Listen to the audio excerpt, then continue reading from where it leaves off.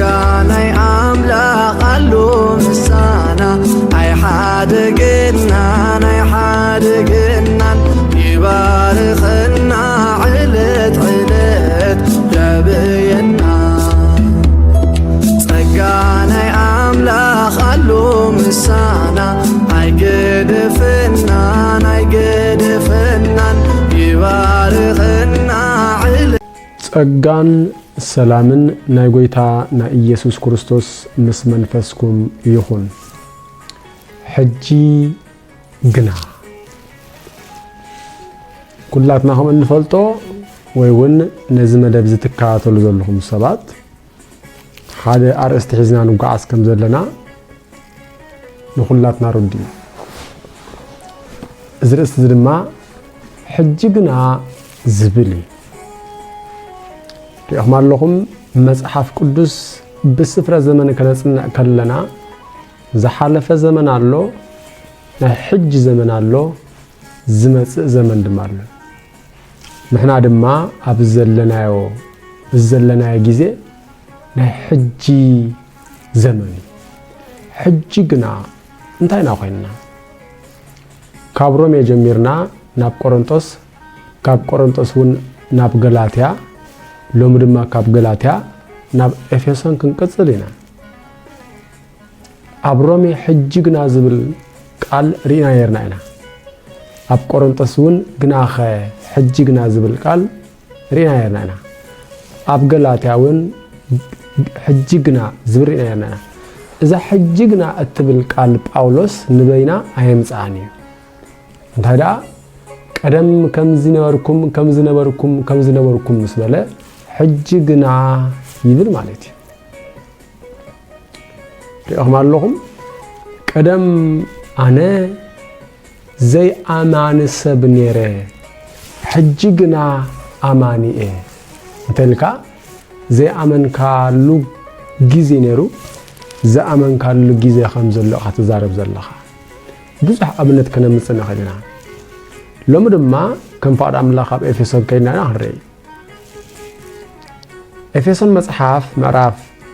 كلته كفاد 13 كم زيبل حجغنا نسخاتكم اذا مقدم رحوا ازنوركم بكريستوس ኢየሱስ አቢልኩም ማለት በመፍሳስ ደሙ ቀረብኩም ይብለና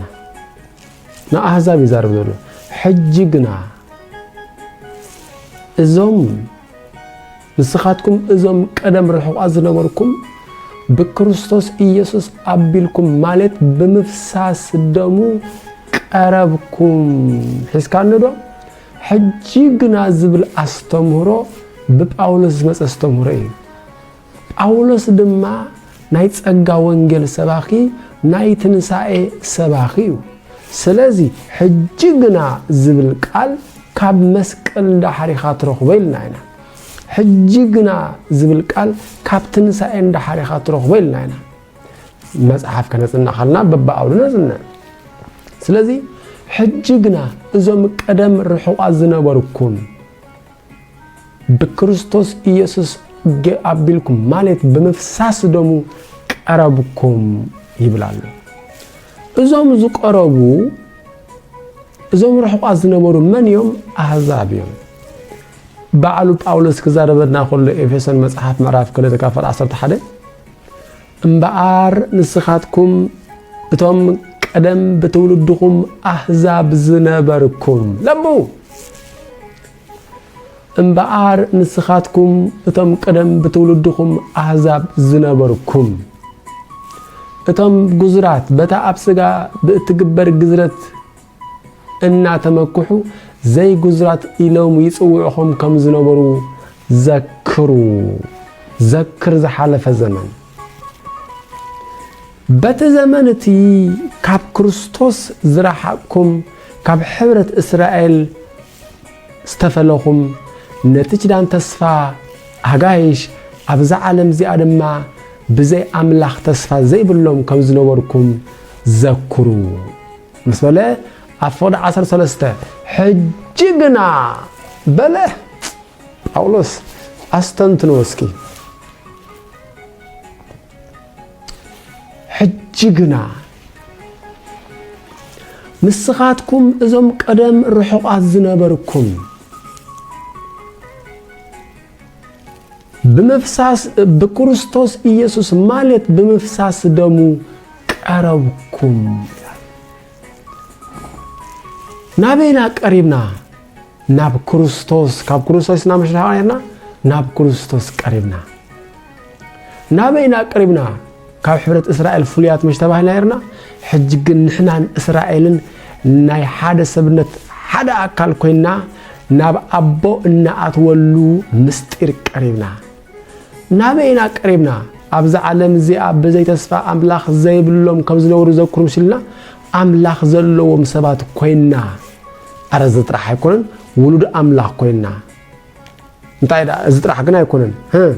دك عدوم نقول سام كوينا ازت راح يكونن بيتسب እግዚአብሔር كوينا ازت راح يكونن صدق أملاخ كوينا اسم لزئي أمر هاتيات رسيو هاتيات بأنتيانة كمتشيانة يصدق أن هذا እግዚአብሔር كم زبل المصحف نحنا بقو صدق أملاخ منت كنكون نتا حاتيات زي فلت أب كندنا حاتيات قورريهم سلازي ناب صدق أملاخ قريبنا أب قدم أملاخ بتبعاتن بأمنتن نخن قوم أمنت رخبنا تبعات رخبنا ጸጋ አምላክ ዝፈሰሎም ሰባት ኮይና ስለዚህ ሕጅግና ዝብል ሐሳብ ዝሓለፈ ዘመን በተረጋጋሚ خمس ዘረብናዮ እግዚአብሔር ምስ እስራኤላውያን ዝዛረበሉ ዝነበረ ዘመን ህዝበይ ዝተባሃሉ ዘመን እስራኤል ምሕና ግን ህዝቡ ይኮና ነርና እስከ ሓረኸ ተጠቅስ ነርና አልባት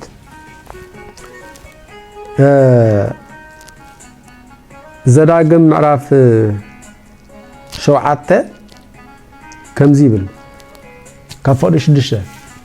نسخاتكم سي نእግዚአብሔር አምላክኩም ቅዱስ ህዝብ ይኹም ለእስራኤል ይኹም ዝለም ዘሎ ዘዳግም የዝለም ዘሎ ሓቀይ ስለዚህ ኣብ ዘዳግም እስራኤል የም ዘለው ንስኻትኩም ስን እግዚአብሔር አምላክኩም ቅዱስ ህዝብ ይኹም ዝተፈለኹም ይኹም ማለት እዩ እግዚአብሔር አምላክኩም ካብ ኩሎም ኣብ ልዕሊ ገጽ ምድሪ ዘለው ህዝብታት ፈልዩ ህዝቡ ክትኮንዎ ሓረየኩም ካብ ኩሎም ኣብ ልዕሊ ገጽ ምድሪ ዘለው ህዝብታት ፈልዩ ህዝቡ ክትኮንዎ ሓረየኩም እስራኤል ዝተሓረዩሉ ዘመን ነይሩ እስራኤል ፍሉይ ቅዱስ ህዝብ ዝተባሃለሉ ዘመን ነይሩ ካብ ኩሉ ኣብ ልዕሊ ምድሪ ዘለው ህዝብታት ፈልዩ ህዝቡ ክትኮኑ ሓረየኩም እቶም ህዝብታት ዝተባሃሉ መን እዮም ኣብ ፈቅደ ሓደ እግዚአብሔር አምላክኩም ናብታ ክትወርሱዋ ተኸዱ ዘለኹም ምድሪ ክትወኩም እዩ ክትኣትዋ ከለኹም ካ ንሔታውያንን ገርጌሳውያንን አሞራውያንን ከነዓናውያንን ፈረዛውያንን ሃዋውያንን ይቡሳውያንን ነዞም ሸውዓተ ኸባኻትኩም ዝዓብዩን ዝሕይሉን ብዙሓት ህዝብታት ካብ ቅድሚኹም ክሰገልኩም እዩ እዚኦም ኣሕዛብ እዮም ባር ስለዚህ እስራኤላውያን ዝተፈለዩ ፍሉይ ህዝቢ ሕሩይ ህዝቢ ዝተባሃሉ ዘመን ነይሩ እዩ ኣብዚ ዘመን ኣሕዛብ ታይሮም ፍሉያት ማለት ካብ ሕብረት እስራኤል ዝራሓቑ ዝተፈለዩ እዮም ነይሮም ማለት እዩ ዘዳግም ምዕራፍ 4 እውን ሓደ ሓሳብ ኣሎ ኣፈቅዲ 7 እንታይ ዝብል ከምቲ እግዚአብሔር አምላኽና ብእንጽውዖ ዘበለ ዝቀርበና ከምኡ አምላኹ ዝቆርቦ ካብል ዓብ ህዝቢ የልቦን ስለዚህ አና ጥራሕ ዝቀርበና ይዘሎም ዘሎ ሙሴ ከምዛ ኣነሎም ኣብ ቅድመኹም ዘንብረልኩም ዘለኹ ኩሉ ሕጊ ከምኡ ቁኑዕ ሕግታትን ፍርድታትን ዘለዎ ካለ ዓብ ህዝቢ የልቦን እዚ ያው ንምስክርነት ኢለ ዘቀርበልኩም ዘለኹም በር ብሉይ ኪዳን ብሙሉ ህዝበይ ተባሂሎም ተጸውዖም ዘለው እስራኤላውያን ስለዚህ በተዘመነቲ ካብ ሕብረት እስራኤል በተዘመነቲ ካብ ክርስቶስ ዝራሓቁም ካብ ሕብረት እስራኤል ፍሉያት ነቲ ኪዳን ተስፋ ድማ ኣጋይሽ ኣብዚ ዓለም እዚኣ ድማ ብዘይ ኣምላኽ ተስፋ ዘይብሎም ከም ዝነበርኩም ዘክሩ ይሉና ስለዚህ ንሕና ዘይነበርናሉ ዘመን ነይሩ ቀፂሉ ግን እንታይ ኢሉ ሕጂ ግና ኢሉ እንደገና ዘይ ጉዝራት ተባልኩም ትጽውዑን ከም ዘርኩም ዘክሩ ይልና ዘይ ጉዝራት እዚ አርኪብና ለና ወላ ብዛ ሓድሽ ኪዳን እንኳ ጴጥሮስ ናብንዳ ቀርኔሎስ መስከደ ኣብ ኢየሩሳሌም ዝነበሩ ሐዋርያትን ሽማግለታትን እሳት ለሕሳብ የምጸኒሖም ሓቀይኒ ጴጥሮስ እንታይ የሚለው በመስመጸ ናብቶም ዘይተገዘሩ አቲኻ መስአቶም ድማ በሊዕካ ኢሎም ተቃወሙ ስለዚህ ዘይጉዝራት ተባሂልና ንጽዋዕ ነርና ካብ ክርስቶስ ዝረሓቕና ካብ ሕብረት እስራኤል ድማ ዝተፈለና ነቲ ችዳን ተስፋ አጋሽ ችዳን ተስፋ እግዚአብሔር አምላክ ለእስራኤል ችዳን ሂቦም ክብሩ ገለጸሎም አምልኾ ስራዓሎም ሕጋ ሓገገሎም ችዳን አተወሎም ከም ዝተባሃለ ሮሜ ምዕራፍ 9 ዘሎ ማለት ከፈል ርባዕተ ስለዚህ ንሕና ድማ ካብዚ ተስፋ እዚ ሩሑቃት ነርና ሕጂ ግና ፕራይስ ጋድ ሕጂ ግና ለምብቦስኪ ንስኻትኩም እዞም ቀደም ሩሑቃት ዝነበርኩም እዞም ቀደም ተስፋ ዘይብሎም ሰባት ዝነበርኩም እዞም ቀደም ብዘይ አምላኽ ትጓዓዝ ዝነበርኩም እዞም ቀደም ንክርስቶስ ዘይትፈልጥዎ ዝነበርኩም ሰባት በክርስቶስ ኢየሱስ አብልኩም ማለት በመፍሳስ ደሙ ቀረብኩም አሜን ስለዚህ እዚ ሕጂ ጊዜ እዚ ናብ አምላኽ ዝቀረብናሉ ጊዜ በምንታይና ግን ንቀርብ በመፍሳስ ደሙ ስለዚህ ብናይ መስቀል ስራሕ እንታይ ማለት መስቀል ናይ መስቀል ስራሕ ኢየሱስ ክርስቶስና ኃጢአተይ ሞይቱ ንጽድቀይ ድማ ተንሲኡ ኢልካ ምስተአመን ማለት ክብር ንስሙ ይሁን ንሱነተም አመንጎ ዝነበረ ንሱነተ አመንጎ ዝነበረ ናይ ጽልእ ካልካሊ መንደቅ በስጉ በመፍራስ ነቶም ክልተ ሓደ ዝገበረ ሰላም ናይ ክልተ ዝበል ዝተባህል ማለት እስራኤልን አሕዛብን እዮም ነቶም ክልተ ሓደ ዝገበረ ሰላም ናይ ሪኹም መስቀል ክንሐስብ ከለና እንሐስብ ነገር አለ መስቀል ክንሐስብ ከለና ዓለታውነት ከም ዝጠፈይና እንሐስብ መስቀል ክንሐስብ ከለና ጽልእ ከም ዝጠፈይና እንሐስብ ስለዚህ መስቀል ክንሐስብ ከለና ሰላም ንሐስብ መስቀል ክንሐስብ ከለና ዕርቅ ንሐስብ መስቀል ክንሐስብ ከለና ሓድነት ንሐስብ ኣብ መስቀል ነተአመንጎ ከልካል ዝነበረ ብስጉ በመፍራስ ነቶም ክልተ ሓደ ዝገበረ ሰላም ናይሞል ነቶም ክልተ ዝነበሩ ብኡ ሓደ ሓደ ሰምንት ክገብሮም ንሕጊ ምስትዛዛትን ስርዓትን አፍሪሱ ሰላም ገበረ ለኹም ንህዝብን አሕዛብን ወይ ድማ ንእስራኤልን ንአሕዛብን ፈላሊዎም ዝነበረ ክልተ ነገር እዩ ግዝረትን ሕግን ስለዚህ እግዚአብሔር አምላክ ድማ ንወዱ ኢየሱስ ክርስቶስ ለይኹ ንወዱ ኣብ መስቀል አውዒሉ በመስቀል ገሩ ንሕጊ ምስትዛዛቱን ስርዓቱን አፍሪሱ ሰላም ገበረ ሰላም ንአሕዛብ ሰላም ንእስራኤል ክልቲኦም በሓደ መንፈስ ናብ አቦ እናኣቱ ኮይና ማለት ክብርንሱ ይሁን ስለዚህ መስቀል ክንሐስብ ከለና ጽልኢ ዝተወገደሉ ጽልኢ ዝራሓቆሉ እዩ መስቀል ክንሐስብ ከለና ሰላም ዝኾናሉ እዩ ሪኹም ኣለኹም መስቀል ካብ ላዕሊ ናብ ታሕቲ እግዚአብሔርን ሰብን ዝተዓረቁሉ እዩ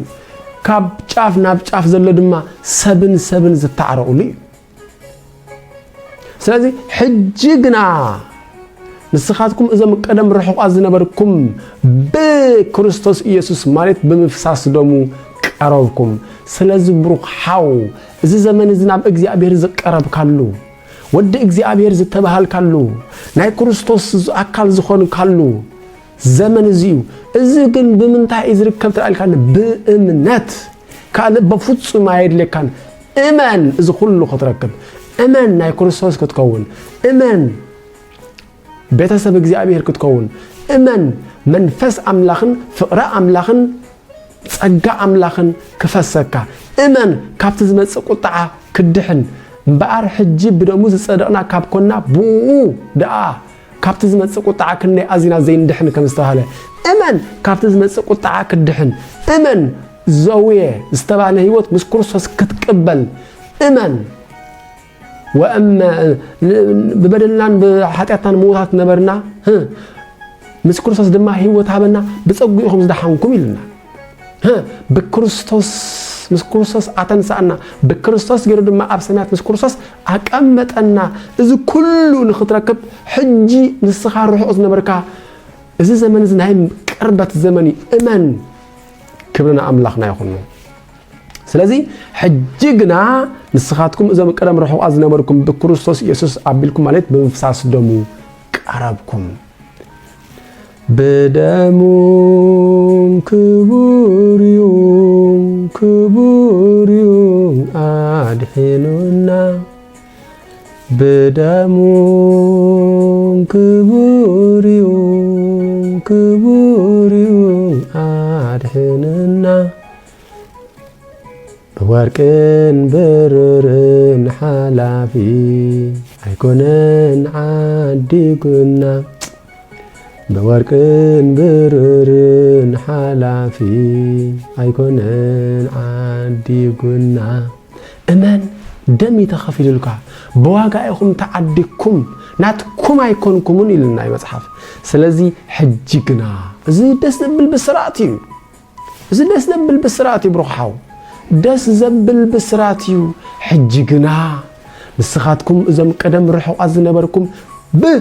ክርስቶስ ኢየሱስ ማለት በመፍሳስ ደሙ ቀረብኩም ይብለና ኣሎ ክብሩ ንስሙ ይኹን ቀፂልና ካልእ ጥቕስ ክንርአ ኤፌሶን መጽሓፍ ምዕራፍ 5:8 ቀደም ኣብ ጸልማት ነርኩም ኢኹም ሕጅግና ብጎይታ ኣብ ብርሃን ኢኹም ዘለኹም እምበኣር ከም ደቂ ብርሃን ኮይንኩም ንበሩ ሪኻ ቀደም ኣብ ጸልማት ኢኹም ነርኩም ሕጅግና ብጎይታ ኣብ ብርሃን ኢኹም ዘለኹም ስለዚ ከም ደቂ ብርሃን ኮይንኩም ተመላለሱ ቀደም ኣብ ጸልማት ኢኹም ነርኩም ኣይና ኣምንን ነርናያ ኣብ ጸልማት ነርና ንስኻትኩም ብበደልኩምን ብሓጢኣትኩምን ሙታት ነበርኩም ኢልና ኣብ ጸልማት ንማለ ስለ ዝነበርና ኢና ሙታት ዝነበርና ምንም ክንርኢ ኣይንኽእልን ነርና ሪኦም ኣለኹም ንኣምላኽ ዘይኮነስ ዓይን ኣለዎም ኣይሪኡን እዮም እዝኒ ኣለዎም ኣይሰምዑን እግሪ ኣለዎም ኣይከዱን እዮም ነዚኦም ኢና ነምልኽ ነርና ነዞም ጣዖታት እዚኣቶም ስለዚ ኣብ ጸልማት ነርና ማለት እዩ ወአርታአ እገሪና ውስተ ፍኖተ ሰላም ግን ተባሂልና ሪኦም ክብሩ ንስሙ ይኹን ስለዚ ሓደ ሰብ ምስ ኣመነ ግን ብጎይታ ኣብ ብርሃን ይዝኸውን ክብሩ ንስሙ ይኹን ኡረተ ልብ ሓደ ሰብ ብጎይታ በኢየሱስ ክርስቶስ ምስ ኣመነ ካብ ውሽጡ ከመቀጽበታ ዓይነ ዝእለየሎ እሱ ድማ ኡረተ ልብ ይባል ወይ ድማ ናይ ልቢ ዑረት ማለት እዩ መንፈሳዊ ብርሃንና ንቕበል እግዚአብሔር ኣምላኽና ይመስገን ለትብኹምኡ ዝተቀበልና የጸጋ ኣምላኽ ምእንቲ ክንፈልጥ መንፈስ ኣምላኽ እምበር ናይ ዓለም እዚ መንፈስ ኣይተቀበልና ሪኦም ዝተቀበልና የጸጋ ነዚ ጸጋ እንፈልጠሉ መንፈስ ኣምላኽ ስለዚ እዚ መንፈስ እዚ ብርሃን እዩ ኣብ ውሽጥና ኤፌሶን መጽሓፍ ክዛረብ ከሎ ድማ እቲ ጸጋ ብኹሉ ጥበብን ፍልጠትን ኣብ ልብና ፈሰሰ እዩ ዝብሎ ብኹሉ ጥበብን ፍልጠትን ኣብ ልብና ፈሰሰ ስለዚ ሓደ ሰብ ምስ ኣምነ መንፈሳዊ ኡረት ጠፊው መንፈሳዊ ብርሃን ይዝቅበል ክብሩ ንስሙ ይኹን ቅዱስ ጳውሎስ ሕጅውን ክዛረብ ከሎ ኣብ ካልኣይ ቆሮንቶስ ምዕራፍ 10 ከምዚ ይብል ይቅርታ ምዕራፍ 4 እቲ እንሰብከ ወንጌል ስውር እንተደኣ ኮይኑ ኣብቶም ዝጠፍኡ ጥራይ ዝተሰወረ እቲ ገዛእ እዚ ዓለም እዚኣ ዝኾነ ሰይጣን ብርሃን ወንጌል ምእንቲ ከሪኡ ንልቢ እቶም ዘይኣምኑ ደፈኖም እዚ ብርሃን እዚ ከዓ ክብሪ ናይቲ ኣርኣያ ኣምላኽ ዝኾነ ክርስቶስ እዩ ከመይ ኢየሱስ ክርስቶስ ጎይታ ከም ዝኾነ ንሕና ከዓ ብምኽንያት ብክርስቶስ ገላውኹም ከም ዝኾንና እምበር ብገዛእ ርእስና ኣይኮንናን እንሰብኽ ምኽንያቱ እቲ ኣብ ጸልማት ብርሃን ይብራህ ዝበለ ኣምላኽ ነቲ ኣብ ገጽ ክርስቶስ ክብሪ ኣምላኽ ዘንጸባርቕ ብርሃን ፍልጠት ይብለካ ኣሎ ዝተውዕል ብርሃን ፍልጠት ምእንቲ ክህበና ኣብ ልብና ከም ዝበርህ ገበሮ ስለዚ ጳውሎስ ኣብ ኤፌሶን ታልና ቀደም ኣብ ጸልማት ኢኹም ነርኩም ሕጂ ግና ብጎይታ ኣብ ብርሃን ኢኹም ዘለኹም ሪኦም ኣለኹም ሓደ ሰብ ምስ ኣመነ ክብርና ኣምላኽና ይኹኑ ብጎይታ ብኢየሱስ ክርስቶስ ኣብ ብርሃን ይዝኾን መንፈሳዊ ብርሃን ክርስቶስ ብርሃን እያ